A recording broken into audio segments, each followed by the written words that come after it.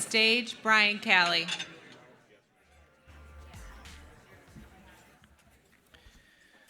Okay, well, welcome back. I hope everybody found the first breakout session to be informative and inspiring, and I'm really excited for this next part of the program as we get to the keynote for the day. But before we do, I wanted to again recognize Delta Dental as our title sponsor, 3 years running. We have a wonderful relationship going back many years at the Small Business Association Michigan with our gold sponsors, DTE and Consumers Energy. Great partner in energy efficiency efforts through the association, and then of course Meyer and Enbridge, along with AT&T and Dean Transportation, who have been with us along this journey. So thank you again to our sponsors. Now I want to introduce our keynote today, whom, you know, it's funny, I hadn't run into or talked to our speaker today without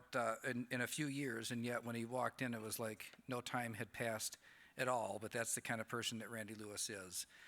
So just by way of biography, he is the founder and president of No Greatness Without Goodness Fund, which is a nonprofit corporation.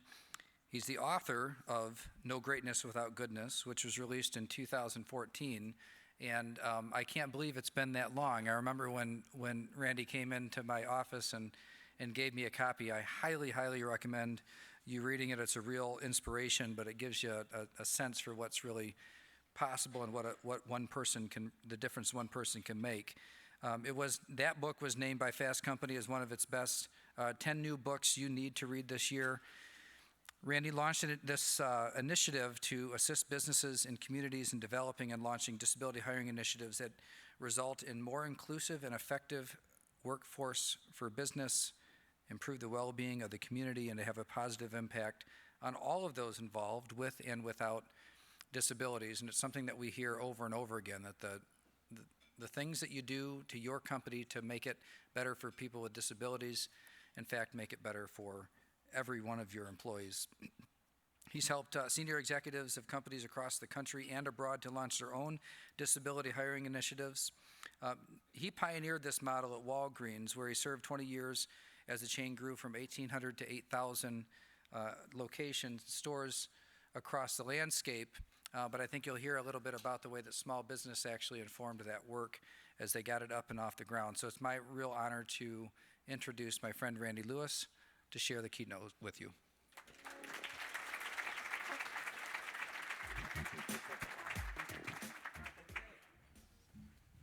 Thank you. Can you hear me? Can you see me?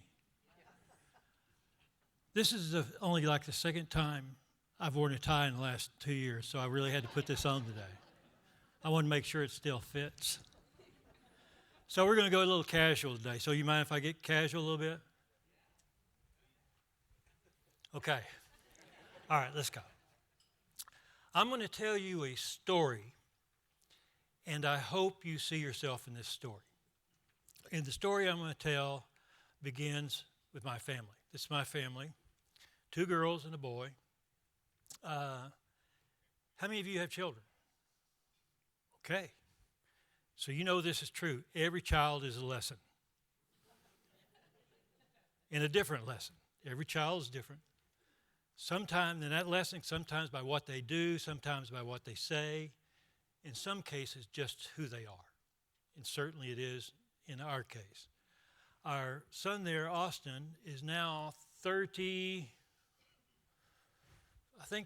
or 32. Well, you know, once they're over 18, if you get 5 years, you're a great dad, okay? Austin has autism. He was diagnosed at age 3 when we noticed that he wasn't talking. He seemed to like men more than women, and every time the door opened, he would try to escape. Little things like that kind of give us signals. And so we had him evaluated, and he turned into he didn't speak, and he actually didn't speak until he was about 10. Now, he would learn some words here and there, but if you get a chance to meet him today, you will think he's trying to make up for lost time. Because he will talk your ear off and ask you all kinds of questions that you probably don't want to answer. I know I don't. He drives. He was the first person in our school district with autism to get a driver's license. And for a while, he was my kind of ad hoc chauffeur to the airport. Instead of taking a cab for $50, I could pay Austin $20. I haven't told him about the $50, but I justify it because he's using my equipment. So you know how we do that, capitalist.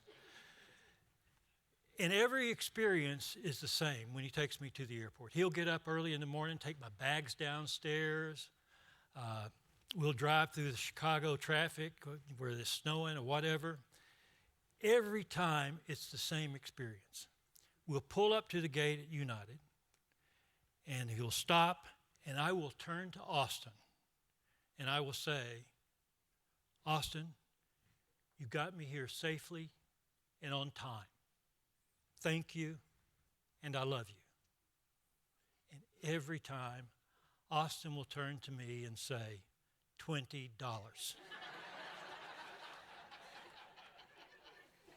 And sometimes I don't have it, but he's really good. He takes credit. I said, can I pay you next time? He said, sure. Because I know it'll be gone from my wallet if I don't. It's, you know, sits on the dresser. Now, Austin has obviously a lot of charm in his odd way. But he has a lot of challenges. He probably reads at about 6th grade level. He has no peer friends. He has difficulty with long division or multiplication. I've never played a game with my son, not even a game of catch, for all these years. And if he's like most people in his condition, he would never be offered a job. Something we parents start thinking about almost the instant we get the bad news, because we know what's waiting for them. Who will take care of them? Can we save enough money? Will the siblings, if there are siblings, will they be willing to take on that task? And I learned as a parent of a person with a disability, many of us, and I would say most of us, share the same wish to live one day longer than our child. Just one day longer, maybe just an hour. We want them to live a long life, but we want us to be there for them. So, but knowing about jobs, we know that it'll make a difference in their life. It means security, it means relationships, it means being engaged, being part of society. But when it comes to having a job, people with disabilities die a death of 1,000 cuts.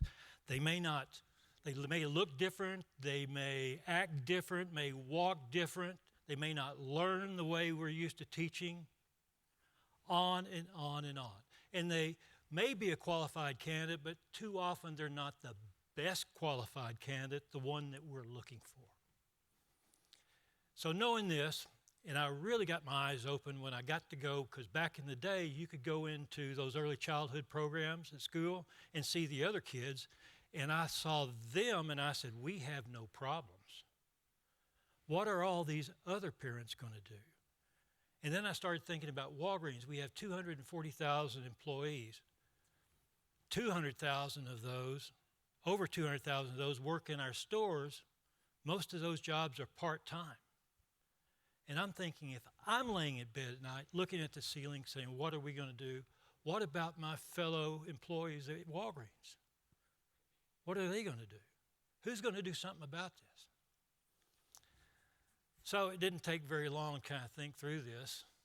We're hiring in the division I'm in. I'm this big wig executive in charge of all the distribution centers and supply chain. We're hiring 1,000 people a year. We're growing.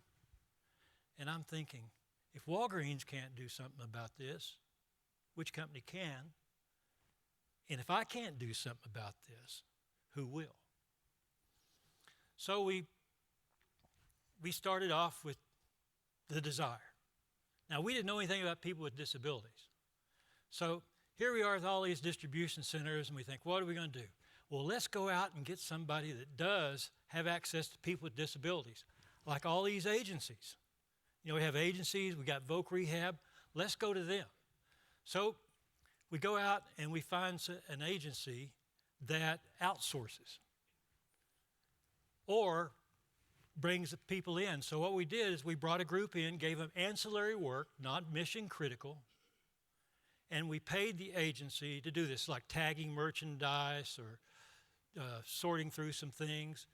And we call it an enclave.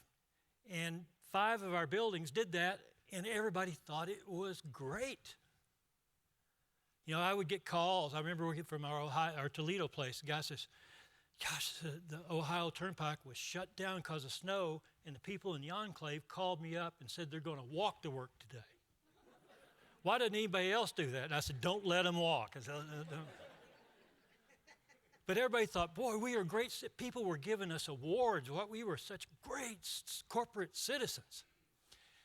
So one time I'm in Dallas. That's that little dot down there, if y'all don't know geography. See, I'm from Texas. There's Texas, and then everybody else is Yankees. That's our map, you know, so, by the way. So I'm in Dallas, and I'm visiting there, and this woman comes up to me and talks to me about the enclave. Says, oh, they're doing such a great job. They come in every day with a smile on their face, and they leave with a smile on their face, and everybody loves them. And we've given them team member T-shirts, and we've given them these cool badges like we have, like they're part of the team.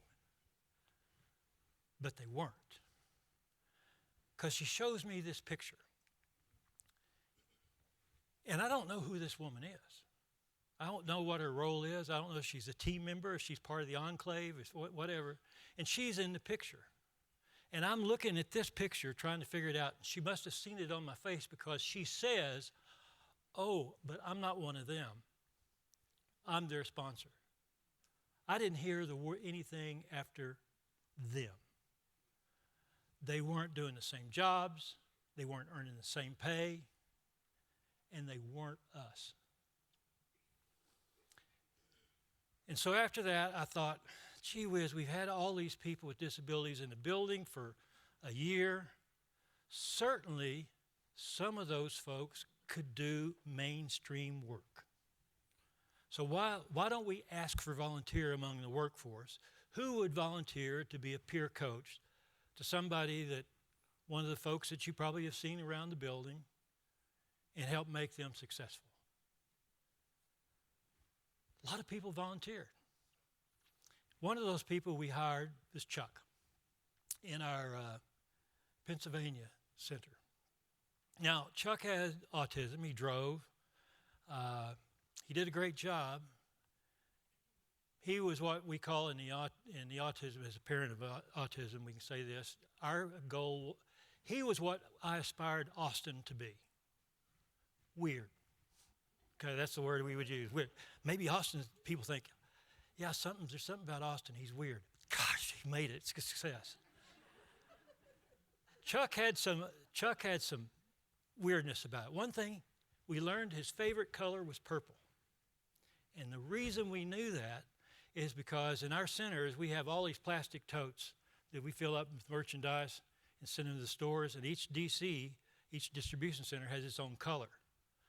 Well, the Ohio center has got purple totes, and sometimes those purple totes end up in the Pennsylvania center. And Chuck noticed every one of them, because when they would come by his area, and the reason we know he noticed them, because he would stop and start dancing and letting everybody know about the purple tote. By the way, that was something we had never seen in our building before, this kind of dancing and this kind of display of enthusiasm. So management got together. Is this appropriate behavior for the workplace? Right? That's what we do. Are these outbursts appropriate? And to their credit, they got through it pretty quickly. And here was how they did it. Well, how's his performance? Good. Does he cause any problems? No. And, well, which do we prefer? Dancing or complaining? Dancing or complaining? Because we hear a lot of complaining. Let's go with more dancing. Chuck taught us that performance can come in a lot different packages. And as a result of that, we decided to have a new initiative. And that was built around a new distribution center. Because we were getting ready to build we were trying to spread the idea around, and we had in all those buildings that had done the enclave, but then we were getting ready to build a new building down in South Carolina. And we hoped it would be our biggest and our best center ever. And we wanted to we had a pretty big goal. And we wanted to have same jobs because, oh, by the way, we got shareholders who are pretty demanding at Walgreens. And I'm sure in small businesses, there's not a lot of fat in a small business. So in some ways, we got mean shareholders. You have no fat. So we both have pressure. So if we're going to do this, we're going to hire people with disabilities. It's got to be the same jobs. And it's going to be same pay. That was a problem we had. And it's got to be same performance standards. It's got to be same. And we put ourselves to that challenge. And most of all, know them. We don't want to hear that. Matter of fact, that's a sign painted in all our buildings on the entryway out into the center. 6 feet tall. Know them. Just us. And we needed kind of something that would challenge us, something we thought would be doable, but something worth doing. Not just hiring people here and there, because we really believe that people with disabilities could do the job, and we wanted to demonstrate it beyond a doubt for the world. And we remembered there were two, I have to tell you a story. I forgot to tell you a story about Chuck. I was there one time, and I asked about Chuck. He worked with 2 ladies. And I asked those ladies that we worked with, I said, how's Chuck doing? Great. I said, we have 500 people in this building. Has anybody ever said anything about Chuck, made a snide remark about him? And she said, no. But if they do, they're going to have a problem with us. That's when I knew we were making progress. So, taking that same model, we thought, why don't we just kind of take that model if we could have 2 typically able people. But by the way, we don't use the word normal. If you want to use the word normal, look around. You see anything normal in here? Okay. So that's the word. We say typically able. And now the great thing, I have to tell you this about Walgreens. We only make 3 cents on the dollar. You put $1 in the cash register, we only get 3 cents of profit. It's a pretty low profit margin, so we're cheap bastards. That's an industry term. We're very proud of it. Our shareholders really dig it when we say that. So we didn't have a lot of money for a study. You know, we had Chuck and some people over there in those other buildings, and then I went to this autism expert, and I asked, how many typically able people do you think we would need to support a person with autism, which we thought was the hardest disability, by the way. Guess what? It's not. It's not. But anyway, he said, I don't know, 2. Coincided with Chuck, we had a study. Cheap bastards. Okay, people say, how'd you know this? So we said we're going to do 1/3 of the entire workforce, 600 people, be 200 people with disabilities. Never been done.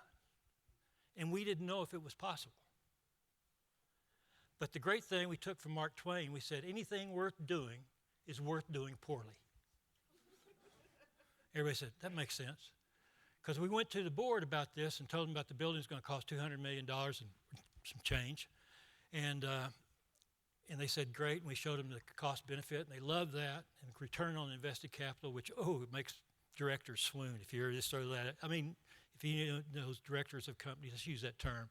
Yeah, I was looking at return on invested capital and go, oh. They like that. But then we said we're going to hire a large number of people with disabilities. They had one question, which was a very good question. What if it doesn't work? And we said, we'll do it like any other initiative. We'll adjust. And they said, okay. And the only thing they've said since then is thank you. Is thank you. So, one thing we knew we have to do, two things to do about this. We had to figure out what we were willing to do, and we had a pretty big thing. We said we'll adjust as much as we can until we can't. Very open-ended. We're not going to define everything on the front end about this. We're not going to figure out every, quote, accommodation, which we don't call them accommodations because to a business, that means lawsuits and money. We call them adjustments. And any change in policy, we didn't want to say this is a change in policy.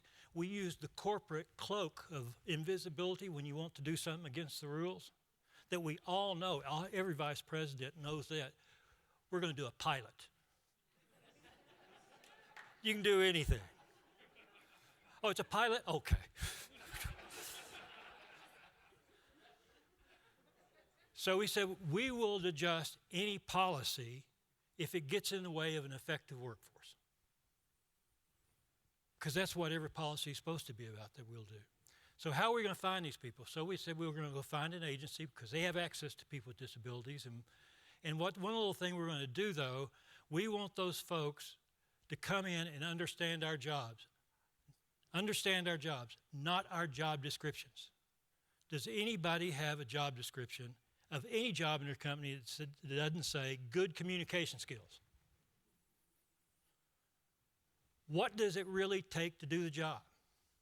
Or a job for people with disabilities. People with disabilities are good for repetitive jobs, as if repetition is bad. How many people would like to get their heart worked on by a surgeon who does 2 surgeries a year on a heart? You want the guy that's working 4 days a week putting hearts together, right? Every job has an element of repetition. That's called expertise in some. If it's called expertise, it's over $200,000 a year income. If it's repetitive, it's $12 an hour. But it's a lot of the same thing. How are we going to find them? Now the question is, how are we going to screen them and select them? Because there's a wall out there between prospective candidates and being hired.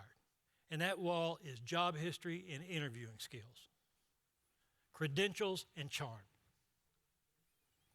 And we knew a lot of people, they're either underemployed or haven't been employed, so they don't make that standard.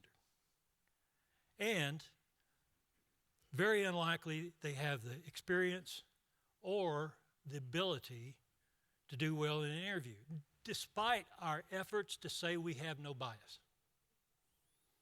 If you ask my son, has anybody ever asked on an interview, why would you like to work here? What brings you to Delta Dental? What brings you to Walgreens? What brings you to Myers? What is it you like? Why you want to work here? Here's what my son would say. I don't know. I've never worked here before. Off the list. He didn't look at me in the eye either.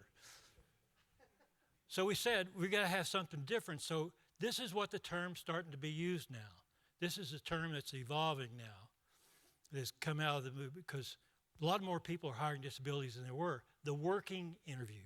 Let them demonstrate by doing the job, not by talking about it or some credentials they have. Let them have a working interview. Now, to us, for us, that's on the job internships, temp to hire. Those are things that we employers already understand. We understand interns, we understand temps. So we said, why don't we take something that we're familiar with and just kind of model that, because we're going to hire a large number of people, 200 people with disabilities, 175 on opening day. And this is how it worked. We're going to set this thing up to flow right through to employment. It starts off with our partner No job history, worry about that. No interview. Pre-screen them according to what we know about the job and have some reason to think they will be successful. And we select people for this process. We let the agency 2 weeks, not every day necessarily, over 2 week time, maybe 4 hours a day. The soft skills. How do you ask for help? All those little things that culturally we all know are typically able to people know because of our experience. And it also lets us know that they can show up to the job and hear the noises and see what goes on. Kind of get acclimated. That's off the clock. That's part of that pre-screening. And then they join from 3 to 9 weeks actually doing the job with job coaches. Most of those are it's usually 1 to 4 people per job coach, so it's very, very leveraged. And if you hire 3 people a year, if you hire 12 people a year, if you hire 12 people a year, you can keep a full-time job coach there for most VRs. I suspect that would be true in Michigan too. So we cycle this thing. It's a 12-week cycle. If you can bring in 3 people a cycle, you can keep, oh, by the way, your job coaches learn everything, and over time, all your people become really effective job coaches too, and you don't even need agency job coaches. So it's very leverageable. And once they demonstrate the performance, they're hired. It's as easy as that. Now, when we made the announcement, you would have thought that we had cured cancer because it made the news across the country. And I got to thinking, is it so bad that hiring 200 people with disabilities in a little town in South Carolina would be national news? It even made the Wall Street Journal, Sun-Times in Chicago, other places. We even put out ads looking for managers with disabilities because we wanted to have people with disabilities represented all across the board. We were not as successful seeking experienced people. Anybody want to guess why? What's that? Well, we didn't. They didn't come to us as far as we knew there were. Yes. They didn't self-identify. The risk. Yes. Yes.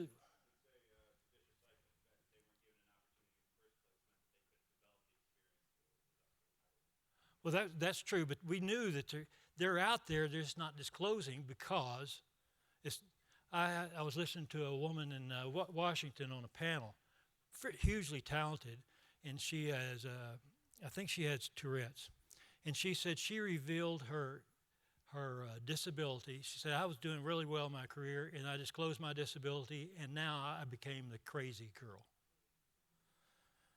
Why take the risk? And oh, by the way, are they really serious about hiring people with disabilities? I mean, that's what happened.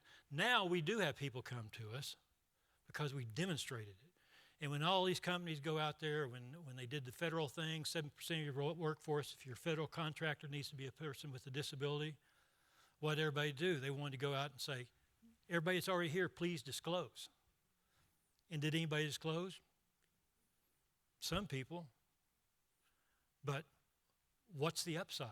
What's the all downside? So that was the world we were living in. Now, this news made the news across the country. One of the persons who heard about the news is Desiree. Desiree was living in San Diego. Desiree has a rare muscle condition that required that she use a walker sometimes. So one day, she's working as a temp at this agency, at this financial agency. She comes in with her walker. Her boss says to her, what's the deal with the walker? And she says, well, I don't need it all the time, but I do need it sometimes. And her boss says, great. Come back when you don't. Desiree packed up her family and moved across the country a year before we opened, just for the chance to apply. And today, she's a manager in that building. A person we would not have hired had we not been looking for people with disabilities, because we would have said, some parts of our building are not accessible to a person with a walker, and our policy is a person's got to be able to work in all areas. So she's not qualified. And we would have missed out on Desiree. People ask us, what kind of disabilities can you not employ? That's a question that comes up often.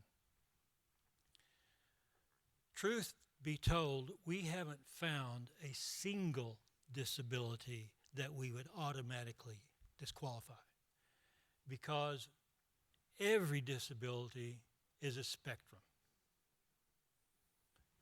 Every condition is a spectrum. We can't hire every person with autism. We hired a lot more than we ever thought we would. We can't hire every blind person, but we have people who are legally blind working out there on the floor. We have a deaf customer service person. Of course, that's really, we don't hear the complaints anymore, but that's good. But she was our highest rated customer service, because that was with the stores. We didn't do it foist her on our customers because she could make them work. But she, by stores, ranked her the best customer service between the DCs of them all. I would have never guessed it. And I do remember we talked about hiring people with, when we were going through this, trying to scope it out. Somebody, a person who was on the team, was trying to test me, I think. She said, are we going to hire people with mental illness? Because that's scary. You know, what if they have a blow up or something like that? And I remember thinking about it. So I know we have 240,000 employees at Walgreens. And with that many people, I know that we have people with shifting personalities and paranoia and explosive anger disorder. And I was just thinking about the senior executives. Why not? We've hired all kinds of people with different mental illness, and I still haven't heard of an incident that was a deal breaker for us. We've had some incidents, but not more than, that would be even notable. And we got some great employees. Angie, you're going to see her a little later. She has cerebral palsy, graduated summa cum laude, sent out 300 resumes, had 30, was called in for 30 in-person interviews, and not a single job offer. And she describes it. I would come in, and I could see it in their faces, that oh my God look, because they don't know how they're going to tell me no. And we wouldn't ever hired Angie. Angie's ambulatory. She walks. She calls it her sexy walk. And she has her sexy talk. Because we wouldn't hire Angie, because we would have thought, well, it's loud out there on the floor, and she's difficult to understand if you've not talked to Angie a lot. So maybe that's a problem. And if there's a fire, she can't walk that quickly. So let's go to the next candidate. And we would have missed out the best HR person I've ever worked with in my career. And she runs her own building in Georgia now. And we would not have had her. Or Harrison, who has autism, I met him. He cannot multiply. He can't multiply 6 times 10 because I asked him that question about, he said, I can do 10 cases a minute. And I said, well, we measure it in hours.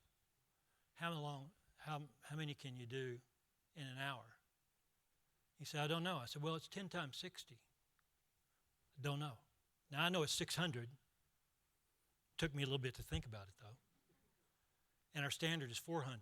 Here's a young man who does 150% of expectation on that job and every job we've given him, who would have never gotten through the application. He's been there since the start. Angie's been there since the start. And this opened up in 2007. And there are hundreds like them. Matter of fact, this is the initial amount of people with disabilities from that building. There's 175 people here. That was our starting amount. All sizes, all ages, all colors. It's a rainbow, and all perform fantastically. Here's the how it turned out. And work in progress. An employer proving disabled people will work just as hard as anyone else, if given the chance.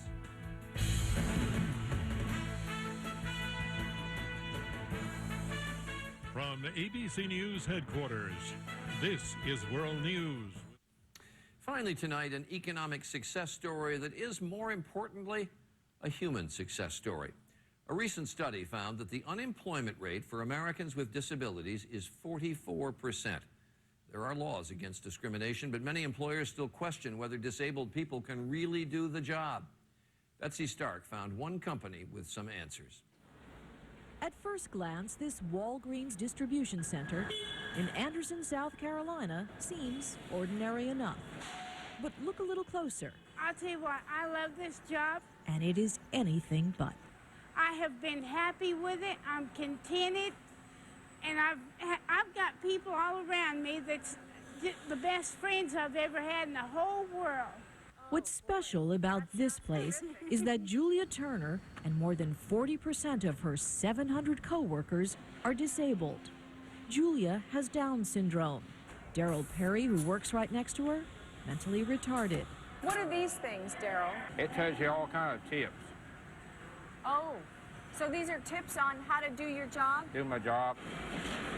Garrick Tada has autism. Morning, Art. Morning, Rick. Luann Bannister, one of their training supervisors, in a wheelchair. And Angela Mackey, who recruited most of them, You feeling better? Yeah. Angie, has cerebral palsy. I hope that, through my work and through this program I'm showing, that disability or not, we all have potential, we all have value. In this building, abled and disabled workers do many of the same jobs and earn the same pay. Corporate America thinks they need to give somebody with a disability an easier job. Everyone here is on equal ground. Can you please take care of that for me? Yes, sir. In this building, people with disabilities How you doing, man? are not invisible. And you see somebody with a disability, everybody avoids that person. Here, we come up and shake your hand. It's totally different. The quiet revolution happening in Anderson is the brainchild of Walgreens executive Randy Lewis. Everything okay? Lewis has a 19-year-old son with autism. As a parent, I saw the future. And so the question is, given our position, maybe we could be an example, maybe we could use our position of leadership to try to change the work environment. This was personal. Very personal, very personal. Lewis says Anderson is no less productive than other distribution centers. People come to me and say, will this work in my environment? Yes, it will. How you doing, Stephanie? This is not just the good thing to do, the right thing to do. This is better. Does it make you feel good to It sure get a does. paycheck every week? And if anybody needs a big check, come over here and they'll give it to you. But only if you earn it. Betsy Stark, ABC News, Anderson, South Carolina. So, only if you earn it. That was Julia Turner. She became a sort of an emissary. She was full of life. She came to us when she was 54, and she stayed. She retired after about 6 years, and her mom said, "The woman I sent you is not the woman I got back." And she passed away 2 years ago. And nobody had ever seen a bigger funeral in Anderson, South Carolina than Julia Turner had, because people she impacted in who she was. And we were very grateful that she spent time with us. And as it is with all our team members.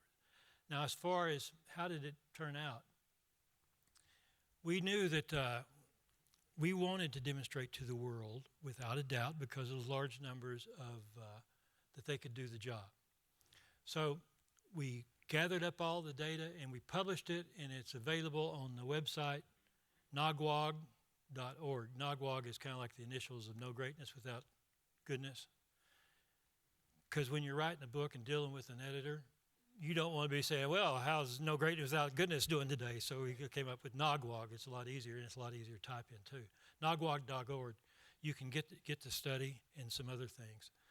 So here's what this story is. Performance is the same. Actually, it's a little bit better for people with disabilities. Now I'm working with the university, and we're going out to other companies like Bed Bath & Beyond, Sephora, other companies that are doing this. And we're finding that comparing the performance, where there's measures, not just opinions, people without disabilities outperform people without disabilities, surprisingly so. Employee turnover, at that time, 50% less. It has increased being better during COVID. Have y'all had any absentee problems during COVID? Like 4 times what you had it before? Well, I was talking to Sephora, and they said their absentee rate was over 40% for typically abled. And that for people with disabilities had doubled for absenteeism. It had doubled from 1% to 2%. That was what the difference they had. Less turnover. Safety cost is safety cost less. Cost of an accident for a person with disabilities costs us less. People are surprised by that. Say, well, we got a difficult environment here. Can anybody imagine why people with disabilities work safer? They follow the rules. They follow the rules. All our trainers in our distribution centers now are people with disabilities. They follow the rules, and they're the best trainers because they do it thoroughly. It's a win-win-win for us. When we finished that, we got that building open, we brought in all the other center managers and let them see and talk to their peers. And every one of them decided that they wanted to hire people with disabilities. And that's still true today. As a matter of fact, I think we set a goal of 1,000. We asked them what the goal would be. Kennedy said in 1962, we'll be on the moon by the end of the decade. We said we need a clear and elevating goal. So what can be one we can understand? So they set the goal, and by the year 2010, we want to be 10% of the workforce. And remember the Great Recession? Well, it kind of slowed us down. It took until February of 2011 to make it, but they made it. 10% of the entire workforce within 4 years. That means across all the centers. And one thing we also did when we opened up, and this is what gave it power, because we used to never let anybody in our buildings, any outsider in our buildings.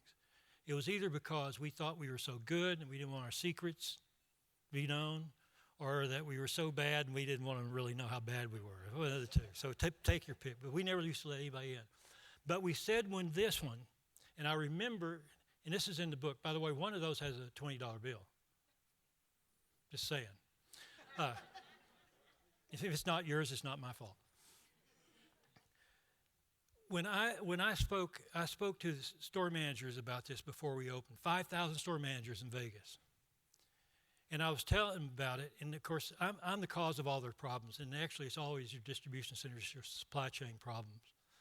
It's not the people in the stores the reason we don't have stuff. It's guys like me who don't do my job, I guess. So it's the first time they had ever invited the supply chain guy to talk to all the store managers. So it was really kind of exciting. So I'm telling them about this center. They did not care about anything I said about it being better, faster, more accurate, on time. They didn't care anything about that. I mean, I could see them on their Blackberries, you know, surfing, answering emails, asking for emails so they don't have to listen to me. They didn't care at all. Then I said, I'm going to hire people with disabilities. And the room got hushed. Then it got their attention. And then I said, and when we're finished, we're going to give it all away to every other company, even our competitors. Even Walmart. Even Walmart at the time, they were going, oh my God, we must be serious if we're going to give it to Walmart. But that's the moment it gave it power. Then it wasn't Randy's initiative or distribution's or logistics initiative. It was our initiative. And so, and true to that, we opened up our doors. We had like Best Buy come in, stay a week, you know, see what it's like. We'll tell you everything we did. You can go out there on the floor. And we gave it away. We called it boot camp. And that was very successful, and a lot of companies came and they launched their own initiatives, some of these companies here. And it's now they won't fit on there. The only reason it looks like it is, if we got all the logos that were starting to do this now, you wouldn't notice any of them. But most of those came, saw, and actually did something about it, which is the best thing. The most enjoyable thing is to give it away. And then they give away. One of those companies is Meyer. Yay, Meyer. Now, Meyer has a special place for me. Rick Keys was my counterpart. He was in charge of the supply chain at Meyer, and I was Walgreens. And I met him at a conference I spoke, and he came up to me, and he said, you know, I heard you speak on it, and it made sense, so he decided to do it. I went, who does that? So after I hugged him several times and wrote him very personal letters later, and after I left Walgreens, Rick calls me up. He's president now. He calls me up and he says, look, we're getting ready to open a center on the border of Wisconsin. I know you're in Chicago. I know Austin drives. I don't know how close it is, but if he can get there, we have a job for him, my son. So my son just completed 7 years of perfect attendance at the Meyer Distribution Center in Pleasant Prairie, Wisconsin. Who would have thunk? Because when it started, this wasn't about my son, because then that would be too self. I couldn't do that, to abuse my office. And we didn't have any centers near us to do it. But Rick took that on. And so I'm forever grateful. And so I can't wait to tell stories about you. If you want Austin, if you can beat their pay, I'll be glad. And I'll start telling stories about you. So, but I'm very grateful. And that's the way this thing has happened. Now, how did the thing that surprised us most about it, though, when people that come, now we do tours. You know, if you want to come see as an employer, mostly employers, come see it, because they say, gee whiz, I want to learn about it. Come see it, ask the questions. What we do is we take them through the building, and they first of all say, where are the people with disabilities? Because they can't see people with disabilities, they see a bunch of people working. You know, they say, well, I can't tell. I just see people working. Now, if they stop and talk to somebody, or maybe watch them walk to break, they may notice it. But mostly, that's not much of an experience. But we put them in the Las Vegas room, which is our conference room. We say, what goes on here stays here. So what you can do, we're going to bring you with frontline management, ask all the questions you want to ask. And they do. And so, and when they listen to their responses, that's when they decide, I want to do this. I remember one time I heard they were asking, saying, well, is everybody a success? And the manager says, no. He said, well, tell me about somebody that wasn't successful. You know, I'm hearing all this great stuff. He tells the story of Jeffrey. Here's the story of Jeffrey. And this is a supervisor talking about, And this is a story he's telling proudly, and I'm trying to figure out, where is this story going to go that you get so proud of this failure you had? He said, you know, our decant line where we take all of the boxes, open them up, and count them, make sure that it counts in a pickable tote so it's fast for pickup, like this, and the person working there, it's fast, and there's people lined up here, and we got you have a box cutter in your apron, and everybody knows about the time. We had this young man named Jeffrey, and he had an issue with space. He didn't like people to get in his space, and his space was about like this. And one day, a custodian comes by sweeping the area and caught Jeffrey by surprise, and he kind of went berserk. He's nonverbal. So Jeffrey has got this box cutter in his hand, over his hand, waving it around, yelling not nonverbally, but yelling, which is a problem. So I said, well, what happened? And the supervisor says, here's what we did. What we did is we went out and got some masking tape and put it square around Jeffrey's area. And then we went out and stocked. Of course, it's taken off from Walgreens stock. Of course, if we took it from stock, it didn't cost anything. Stores didn't get it that year, but okay. In these letters, these are big birthday letters, and put Jeffrey's workstation. Big letters so everybody can see it. Jeffrey's workstation above him. Got this out there. And then we went to Lowe's, because they have a disability initiative, and we don't sell lumber. We got a 2x4 and stuck it up in the corner and put a sign on it. And we took one of those doorbells we got from Lowe's too, and a remote doorbell, and put a sign that says, 1, ring doorbell. 2, wait for Jeffrey to invite you in. Okay? And Jeffrey was given the instructions. He had a little card in his apron that said, 1, when bell rings, place box cutter in apron. 2, turn to door. 3, invite guest in. Jeffrey was not ultimately successful, not because of that. That problem was done. The reason the person was proud of it, because he was able to make a difference for that. And it wouldn't be like our typical person, the way we'd take them in. Oh, Jeffrey, if you do this, this is what's going to happen next time, sign here. If you have any comments, sign here. You know, that's what a disciplinary session looks like. He gave it extra because our standard performance, what we said to our managers, we don't have all the answers. You're going to be on the front line. You've got to get to know the people. Not everybody's going to be successful, but we want to sleep well at night. The standard is give it your best. And the manager says, we gave it our best. And you don't think the other employees on that line that don't have disabilities saw them do that and think, these people really do care about us. And when people hear those kind of stories about the center, they say, that's the culture I want. That's what Rick Keyes said the time he came. This is what we want. So here's the people from that distribution center talking about what it is to work there. Why have power if we don't use it for good? 2007, Walgreens launched a new generation of distribution centers like no other in the world. The objective was to build the most productive center ever and to employ a large number of people with disabilities. The one element that I've never allowed into my management style, nor into any facility that I've ever been into, and that's managing with love, managing with care, managing with a heart. That's the big change here. It's all about the people. To manage and be successful in our building, you have to focus on the individual. Everybody has a different motivator, and it's up to the manager to find out what that motivator is. It takes a lot of creativity and to come in with no fear.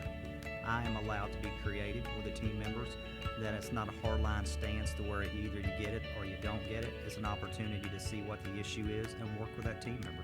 That relationship that you make with an individual, whether they have a disability or not, makes or breaks that person's success. We are very focused in this building on making folks successful.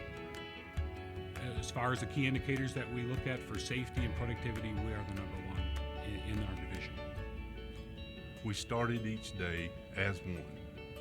When Daryl made production, we all made production. When Melissa did excellent at accuracy, we all did excellent with accuracy.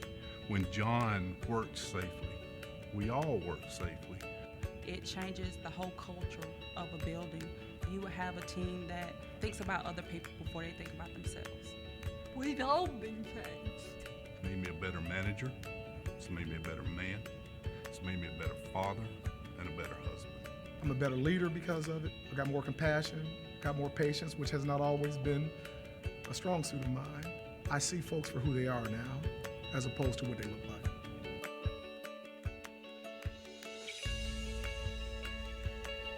People with disabilities perform the same jobs, earn the same pay, and are held to the same performance standards as everyone else. The center is the most productive in the company's history. Over 30% of the workforce has a disability. Most have never been able to secure a steady job before. The idea of spreading within 4 years, over 1,000 people with disabilities were working in its centers across the country. That's the original number. I retired in 2012.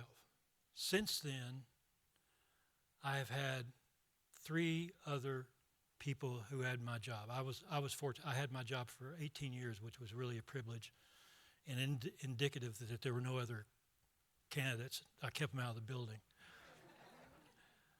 But I've had 3 predecessors. So the thing is, when you do something, sometimes you can do it out of your personal force, of your ability, but you always worry what's going to happen afterwards. I've had 3 successors. They've continued it. This is the original number. In 4 years, we had 1,000.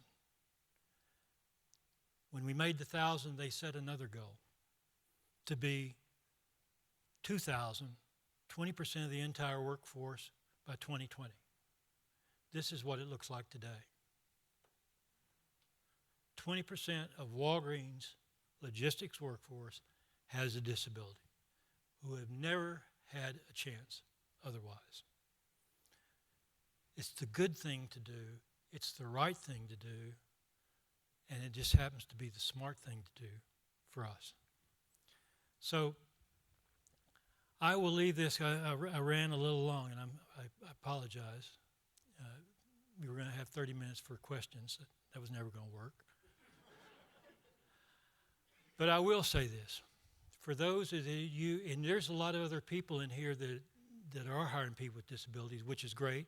And like I said, we learn from small businesses because that's who's doing. I could name 4 or 5 small businesses that you could call up tomorrow and ask them how they did it. And you have examples here. So it's not without resources. The great thing about small business is you're lean and agile. And you will find in those, and you will talk to other people that have hired people with disabilities because they know it to be true. They will say the same thing I say. This has been the best work of our lives. I'll tell you one story and I'll leave you alone. I never thought I would use my influence to get somebody hired. In my church, there's a kid 2 years older than Austin, Richard Fleer, and he's a big guy, and he has autism too. And I've known him since he was this high. Now he's taller than me. And I know the struggle that his parents had worrying about Richard. And so when Richard got to be about 18, I knew that, and I talked to the people in the mailroom. Y'all don't remember what a mailroom was in places? Like, we were hiring people with in the mailroom, and so I got him a job. Now, Richard is a close talker. I mean, my son Austin, he's kind of standoffish. But Richard's like, "Hi, Randy, how you doing? How you doing?" He's big. And got him a job, and every time he'd come down Executive Row, all our offices were lined up together. He'd be pushing along, and of course, he'd see me in the office. He knows me as, Randy. I'd be in a meeting. He'd come in. "Hi, Randy, how you doing? Here's your mail." Go on. So one time it's my wife's in the choir at church, and the kids are gone or had no interest, probably no interest. I'm there by myself, and Richard's mother's there. She's in the choir, and she brings Richard. I hadn't seen him in a long time. Big, got his coat on. "Hi, Randy, how you doing?" I said, "Well, so hey, Richard, why don't you sit with me?" I didn't get anybody to sit with. Great. So we sit down there. Now, anybody been to an Episcopal service? Oh, okay. People haven't never been there. Oh, you should. Because you don't get tired because it's up and down. Up and down is a little aerobics. So we'd sing these hymns, and we'd be singing, and only God can understand. Rick could hear. God definitely could hear Richard the way he sang, and he sang a different verse than everybody else, but it was great. And when they'd have a reading or something, we'd look at each other, kind of nod. That's the whole service. It's over. When the service gets over, say goodbye to people out in the car. I'm sitting in the car, my wife Kay's beside me, and I'm sitting there kind of like stunned. So what's the deal? And I said, "Look, I don't remember a single hymn we sang or a single reading we read. I don't know anything. I don't remember anything about the sermon. But that was the best Christmas Eve service I've ever been to. In knowing that I made a difference for Richard justifies my entire career. Just one person. That's what this work is about. I hope you have the same experience. Thank you very much."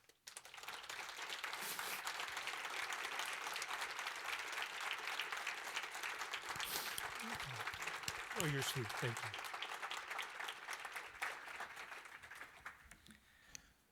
Well, why don't we take, let's do two questions before we get to our inclusion spotlight, if anybody had any. The one I was going to ask, which he kind of closed with, was, what about that scenario where people say, "Well, yeah, I mean, it's easy for a big company to do that, but how could a small business do it?" And maybe, Randy, if I could ask you to share an example of a like a non-Fortune 500 type doing this type of work. Well, when we started, Carolina Fine Snacks is a commercial bakery, national bakery. They will say, if you talk to their owner, he says it saved their company because it's called now they're calling this the loyal workforce. That's a term they're starting to use. Everyone was different. There's a carpet mill down there, and we write about in the book. He wanted to hire people with disabilities because he wanted somebody that could do the job and would show up. And it was the first time we went to see him. The interesting he did not use Vocrea. He just went out in the community and went to churches and started to say, "We'll be hiring," and then brought people in, and he does the working interview. That's where the working interview. It's usually from small businesses. They take them out there on the floor, let them see it, and then let them do a little work. You have to sort, or all the different things. They know how to screen. I have a friend that does ethical electronic recycling, which means that they don't dump it in third world. And he says they do a working interview that's an hour. Somebody comes in, they put all their ads out, they just advertise through social media and in the community. People come in, he says they give him an interview, and sometimes the interview is going to work or they know it's not going to work. They take him out on the floor, let him see it, show him to him, and let him do it. And he said may it take maybe an hour, hired on the spot, that working interview. The working interview came from small business because they don't have the structure and the bureaucracy that we so-called well, whatever we're called. But they don't have, the small businesses, it's not very far from the top to the floor. And that makes from a lot of advantages. We have to figure out all the policies and the planning and all that kind of stuff. It is, like Nike, small business can make this happen, and there's lots of peers out there. I could name 5 of them right here, and we've got at least 5 businesses here that are doing it here. Talk to them. That's the thing. Do not reinvent the wheel. When everybody says, everybody's got best practices. What's going to be your practice?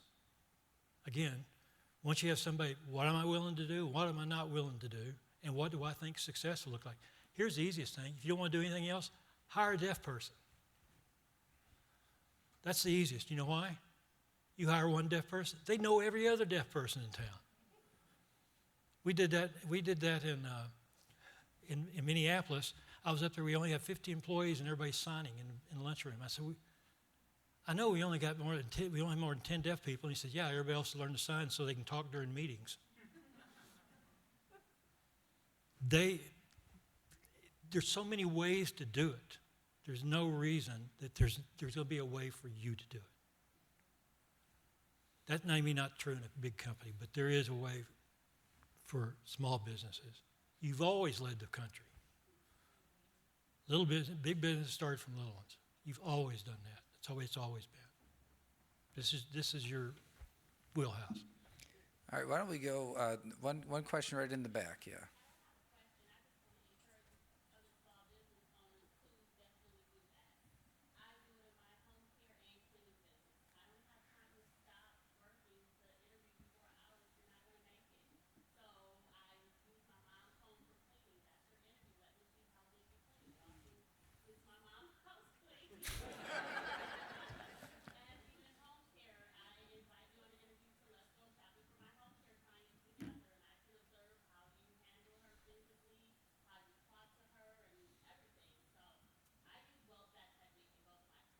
A working interview.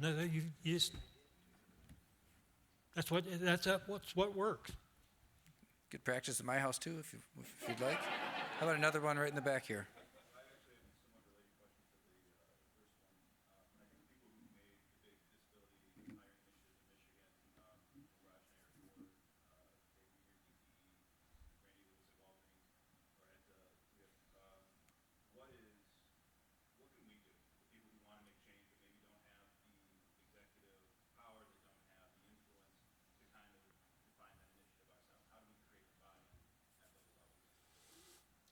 Well, I mean, I think there's 3 roles as a champion: who has the authority and the need for it, and we all can't be champions. You got to be an advocate for it by informing, or a resource to help it make it happen.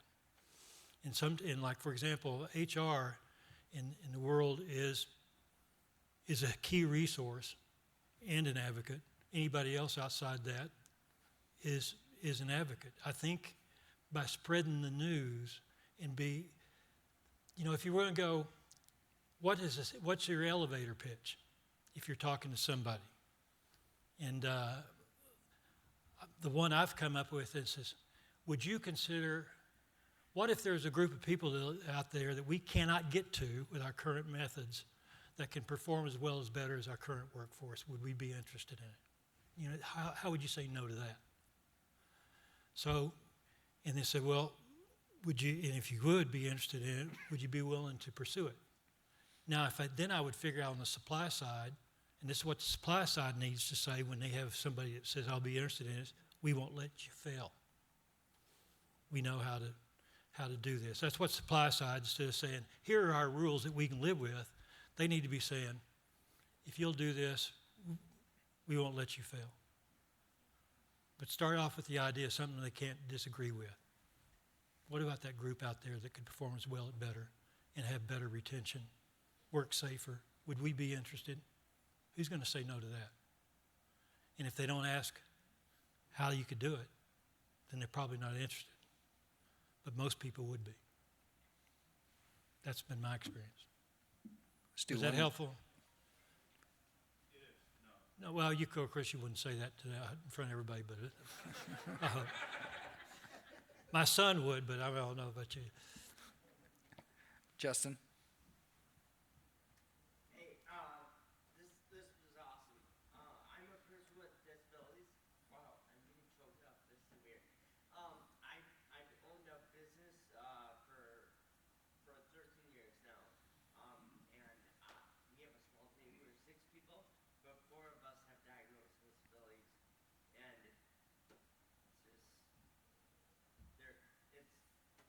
it's incredible. It's very easy for me to seek out and find people with disabilities and hire them, because I know that if you find the people that are doubted but driven, that they're going to put everything forward. And yeah, when you're talking about lack of turnover, we've had the same 6 people over 13 years. We haven't. Thank you. Thank you. Again, I mean, I think you make the point. Referrals come from internal now. When they know that you can be trusted, people will come and also disclose. Everything, oh, by the way, I'll tell you what, our average, we do not say we say adjustment, right? Our average adjustment is $15. Most of it's paper and pencil. Everything we've done for a person with a disability helped everybody. Bar none. Bar none. All of them has helped. Randy Lewis. Thank you. Thank you.